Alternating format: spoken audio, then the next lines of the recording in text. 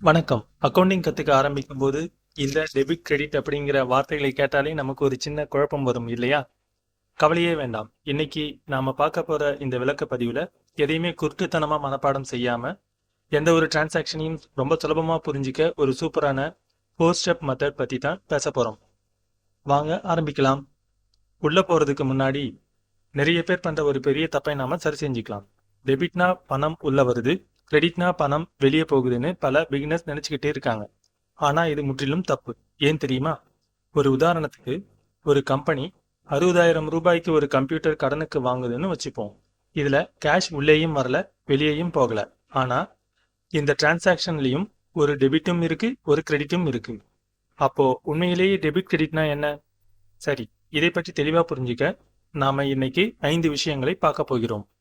முதல்ல core definitions, அப்புறம் 5 account categories, மூணாவதா நம்மளோட மெயின் ஹீரோவான 4 ஸ்டெப் மெத்தட், அதுக்கப்புறம் சில ரியல் லைஃப் எக்ஸாம்பிள்ஸ், கடைசியா கோல்டன் ரூல்ஸும் ஒரு சின்ன குயிஸும்.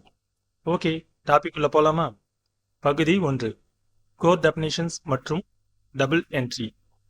அக்கவுண்டிங்ல டெபிட் கிரெடிட் என்கிற வார்த்தைகளுக்கான உண்மையான அர்த்தம் ரொம்ப ரொம்ப சிம்பிள். டெபிட் அப்படிங்கிறது ஒரு டி அக்கவுண்டோட இடது பக்கம், அதாவது லெஃப்ட் சைடு. அதே மாதிரி கிரெடிட் அப்படிங்கிறது டி அக்கவுண்டோட வலது பக்கம், அதாவது ரைட் சைடு. அவ்வளவுதாங்க. இது வெறும் இடது வலதுங்கிற பொசிஷனை குறிக்கிற வார்த்தைகள் தானே தவிர இதுல நல்லது கெட்டது என்றோ இல்ல பணம் வருது போகுது என்றோ எந்த அர்த்தமும் கிடையாது. எவ்வளவு சிம்பிளா இருக்கு பாத்தீங்களா? அடுத்ததா double entry system. Double entry book கீப்பிங்ல நடக்கிற ஒவ்வொரு டிரான்சாக்ஷனும் குறைஞ்சது 2 அக்கௌண்ட்டை பாதிக்கும். அதாவது ஒரு அக்கௌண்ட் டெபிட் ஆச்சுன்னா கட்டாயமா இன்னொரு அக்கௌண்ட் கிரெடிட் ஆகும். இதனால எப்பவுமே டோட்டல் டெபிட்டும் டோட்டல் கிரெடிட்டும் சரிசமமா இருக்கும். இதுதாங்க அக்கௌண்டோட ஒரு அடிப்படை பேலன்சிங் ஆக்ட். இது எவ்வளவு அருமையா வேலை செய்யுதுன்னு காட்டுறதுக்கு ஒரு 5,000 ரூபாய் கேஷ் சேல் எடுத்துக்கலாம்.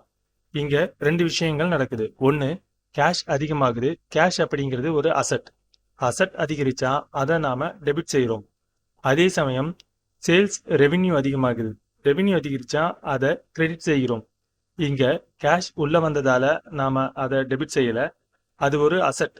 அந்த அசட் அதிகரிச்சதால தான் டெபிட் செஞ்சோம் அப்படிங்கிறத நல்லா ஞாபகம் வச்சுக்கோங்க. பகுதி 2, 5 கேட்டகரிஸ் மற்றும் மாஸ்டர் ரூல். நமக்கு அக்கவுண்டிங்கில் மொத்தம் 5 முக்கியமான அக்கவுண்ட் கேட்டகரிஸ் இருக்கு. 1 அசட்ஸ், அதாவது நிறுவனத்தின் சொத்துக்கள். 2 லைபிலிட்டிஸ், அதாவது நிறுவனம் கட்ட வேண்டிய கடன்கள். 3 ஈக்விட்டி அல்லது கேபிட்டல், அதாவது உரிமையாளரின் முதலீடு. 4 ரெவின்யூ, அதாவது வருமானம். 5 எக்ஸ்பென்சஸ், அதாவது செலவுகள். இதோட சேர்த்து assets equal to liabilities plus equity அப்படிங்கிற இந்த அடிப்படை அக்கவுண்டிங் ஈக்குவேஷனையும் கொஞ்சம் மைண்ட்ல வச்சுக்கோங்க. இந்த மொத்த எக்ஸ்பிளைனர்லேயே இதுதாங்க மிக முக்கியமான மாஸ்டர் ரூல். இதை கொஞ்சம் கவனமா பாருங்க. அசட்ஸ் மற்றும் எக்ஸ்பென்சஸ் அதிகரிச்சா நாம அதை டெபிட் செய்யணும். லயபிலிட்டிஸ், ஈக்விட்டி மற்றும் ரெவென்யூ அதிகரிச்சா நாம அதை கிரெடிட் செய்யணும். இந்த A plus E equal to debit, L plus E plus R equal to credit அப்படிங்கிற ஃபார்முலாவை மட்டும் நீங்க ஆழமா மனசுல பதிய வச்சுக்கிட்டா எந்த ஒரு ஜேர்னல் என்ட்ரியும் நீங்கள் உட்கார்ந்து மனப்பாடம் செய்ய வேண்டிய அவசியமே இருக்காது. நிஜமாவே சொல்றேன். பகுதி 3, த 4 ஸ்டெப் மெத்தட்.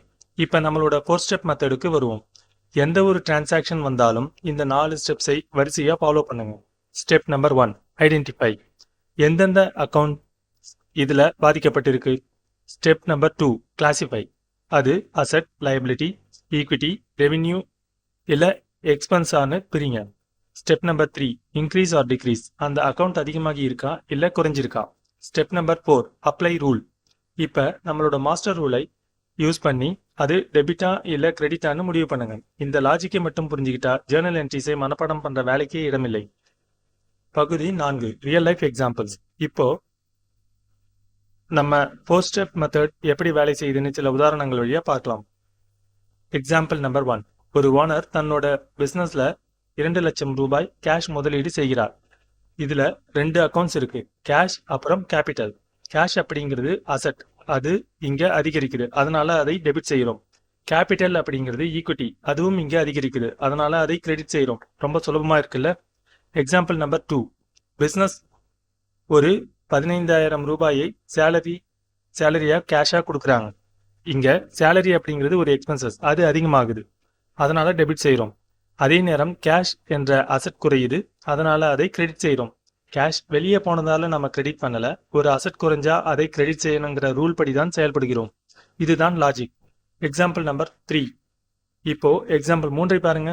நாம ஆரம்பத்துல பேசின அந்த மிகப்பெரிய மித்தை உடைக்கிற உதாரணம் இதுதான். 60,000 ரூபாய்க்கு கம்ப்யூட்டரை கடனுக்கு, அதாவது கிரெடிட்ல வாங்குறோம். இங்க கம்ப்யூட்டர் அப்படிங்கிற அசட் அதிகமாகுது, அதனால டெபிட். அதே சமயம் அக்கௌண்ட்ஸ் பேயபிள் அப்படிங்கிற லயபிலிட்டியும் அதிகரிக்குது, அதனால அதை கிரெடிட் செய்யறோம். பாத்தீங்களா, இங்க கேஷ் உள்ளேயும் வரல, வெளியேயும் போகல, ஆனால் டெபிட்டும் கிரெடிட்டும் பக்காவா மேட்ச் ஆகுது. Example number 4. ஒரு 14,000 ரூபாய்க்கு கிரெடிட் சேல், அதாவது கஸ்டமருக்கு கடனுக்கு பொருட்களை விற்கிறோம். இங்க பணம் உடனே கிடைக்கலனாலும் கஸ்டமர் நமக்கு பணம் கொடுக்க வேண்டியிருக்கு, அதனால அக்கௌண்ட்ஸ் ரிசீவபிள் அப்படிங்கிற அசட் அதிகமாகுது, அதை டெபிட் செய்யறோம். அதே போல சேல்ஸ் அப்படிங்கிற ரெவென்யூவும் அதிகமாகுது, அதனால கிரெடிட். இப்போ இந்த போஸ்ட் ஸ்டெப் லாஜிக் உங்க மைண்ட்ல நல்லா பதிஞ்சிருக்கும்னு நம்புறேன். கடைசியா எக்ஸாம்பிள் நம்பர் 5. சப்ளையருக்கு ஒரு 10,000 ரூபாய் பேமெண்ட் செய்கிறோம். இங்கே அக்கௌண்ட்ஸ் பேயபிள் அப்படிங்கிற லைபிலிட்டி குறையுது. லைபிலிட்டி குறைஞ்சா என்ன செய்யணும்? கரெக்ட், டெபிட் செய்யணும். அதே சமயம் கேஷ் அப்படிங்கிற அசட் குறையுது, அதனால அதை கிரெடிட் செய்யறோம். ஒரு லைபிலிட்டி குறைஞ்சா அது டெபிட் அப்படிங்கிற இந்த பவர்ஃபுல் ரூலை எப்பவுமே மறக்காதீங்க. பகுதி 5, கோல்டன் ரூல்ஸ் மற்றும் ஃபைனல் குயிஸ். முடிவுக்கு வர்றதுக்கு முன்னாடி பிகினர்ஸ் வழக்கமாக செய்கிற 3 ஆபத்தான தவறுகளை பற்றி நான் உங்களை எச்சரிக்கணும். முதலாவது, டெபிட்னா கேஷ் இன், கிரெடிட்னா கேஷ் அவுட் அப்படின்னு நினைக்கிறது. ரெண்டாவது, அக்கௌண்ட் டைப்பை கண்டுபிடிக்காமலே ஜேர்னல் என்ட்ரியை குருட்டுத்தனமாக மனப்பாடம் செய்கிறது. மூணாவது, டெபிட்னா மோசம், கிரெடிட்னா நல்லதுன்னு தப்பாக புரிஞ்சிக்கிறது. டெபிட் கிரெடிட் அப்படிங்கிறது வெறும் அக்கௌண்டிங் மெக்கானிசம் மட்டும் தானே தவிர அதில் எவ்விதமான மாரல் ஜட்மெண்ட்டும் கிடையாது. நிறைய அக்கௌண்டிங் கிளாஸில் இந்த ட்ரெடிஷ்னல் கோல்டன் ரூல்ஸ் பற்றி நீங்கள் கேள்விப்பட்டிருப்பீங்க. அதாவது பர்சனல் அக்கௌண்ட்டுக்கு debit the receiver, credit the giver. Real அக்கௌண்ட்டுக்கு debit what comes in, credit what goes out. அப்புறம் நாமினல் அக்கௌண்ட்டுக்கு debit all expenses and losses, credit all incomes and gains. இந்த விதிகள் தப்பில்லை, சிறந்தது தான். ஆனால் நாம் இப்போ பார்த்த இந்த மாடர்ன் 4 ஸ்டெப் லாஜிக்கை முதலில் முழுமையாக புரிஞ்சுக்கிட்டதுக்கு அப்புறமா இந்த ட்ரெடிஷ்னல் ரூலை படிக்கிறது தான் உங்களுக்கு ரொம்ப ரொம்ப சுலபமாக இருக்கும். சரி, இப்போ உங்களுக்கான ஒரு ஃபைனல் குயிஸ். ஒரு பிஸ்னஸ் 30,000 ரூபாய்க்கு ஆஃபீஸ் ரெண்டை கேஷாக கட்டுறாங்க. இதில் எது டெபிட், எது கிரெடிட்? நம்மளோட 4 ஸ்டெப் மெத்தடை யூஸ் பண்ணி கொஞ்சம் யோசிச்சு பாருங்க. பார்ப்போம். கண்டுபிடிச்சிட்டிங்களா? இதில் ரொம்ப முக்கியமான விஷயம் என்னன்னா, ரெண்ட் அப்படிங்கிறது ஒரு எக்ஸ்பென்சஸ், அது அதிகமாகுது, அதனால ரெண்ட் எக்ஸ்பென்ஸ் டெபிட். அதே மாதிரி கேஷ் அப்படிங்கிறது அசட், அது குறையுது, அதனால கேஷ் அசட் கிரெடிட். இதுக்கான Journal entry rent expense account debit 30,000 to cash account 30,000 rupees. இந்த லாஜிக்கை கரெக்டாக பிடிச்சி ஆன்சர் பண்ண எல்லோருக்கும் ஒரு பெரிய சபாஷ். ஃபைனலாக நான் சொல்ல வர்றது இதுதாங்க. இனிமே எந்த ஒரு டிரான்சாக்ஷனையும் பார்த்தாலும் பணம் உள்ளே வந்ததா வெளியே போனதா அப்படின்னு கேட்குறத தயவு செஞ்சு விட்டுடுங்க. அதற்கு பதிலாக identify, classify, increase or degrees, apply rule அப்படிங்கிற இந்த 4 கேள்விகளை கேளுங்க. இப்போ சொல்லுங்க, அடுத்த முறை உங்கள் கண் முன்னாடி ஒரு சிக்கலான பிஸ்னஸ் டிரான்சாக்ஷன் வரும்போது உங்கள் மூளை பழையபடி பணத்தை தேடுமா, இல்லை இந்த 4 ஸ்டெப் மாஸ்டர் ரூலை யூஸ் பண்ணுமா? இந்த விளக்கப்பதிவு உங்களுக்கு ரொம்பவே யூஸ்ஃபுல்லாக இருந்திருக்கும்னு நம்புறேன். மீண்டும் சந்திப்போம்.